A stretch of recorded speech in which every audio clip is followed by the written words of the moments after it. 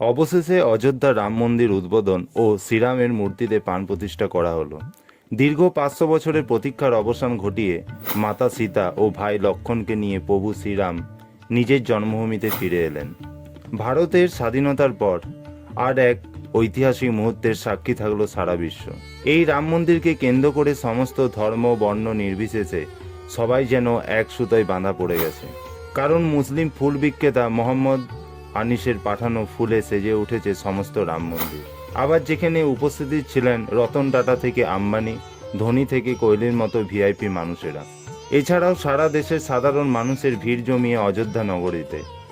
শুধু অযোধ্যায় নয়, সারা দেশ যেন সেজে উঠেছে আলোয়। আমাদের এই বাংলার চন্দননগরের আলোয় সেজে উঠেছে রাম মন্দির। শুধু ভারতবর্ষের 141 কোটি মানুষই নয়, সারা বিশ্বের মানুষের নজর রয়েছে 161 ফুট এই রাম মন্দিরের উপর। তাই যেন চক্রভূয়ের মতো নিরাপত্তায় ঘিরে ফেলা হয়েছে এই মন্দির। এই মন্দিরে শুধু যে প্রভু রামচন্দ্র পূজিত হবেন তা নয়, ওনার সবচেয়ে বড় ভক্ত হনুমানজিও পূজিত হবেন সমানভাবে, এবং একইভাবে পূজা করা হবে মহাকাল, দেবাদিদেব মহাদেবকেও। এই সব কারণেই রাম মন্দিরকে ভারতবর্ষের সবচেয়ে পবিত্র স্থান বলে আখ্যা দিচ্ছেন মানুষেরা।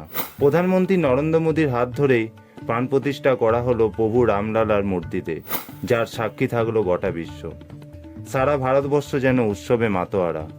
আকাশে বাতাসে ধ্বনিত হচ্ছে একটাই আওয়াজ, জয় শ্রীরাম।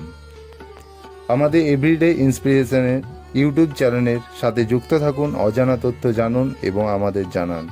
আপনাদের অনুপ্রেরণা আমাদের পথ চলার শক্তি।